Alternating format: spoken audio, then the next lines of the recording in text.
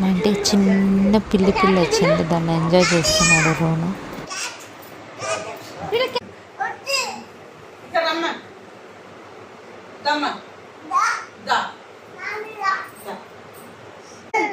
అస్సలు భయమే లేదు.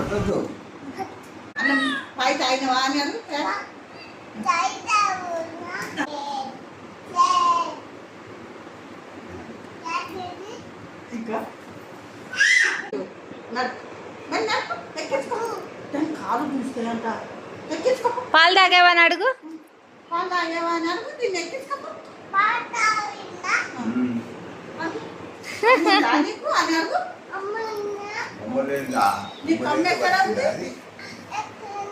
వచ్చినవా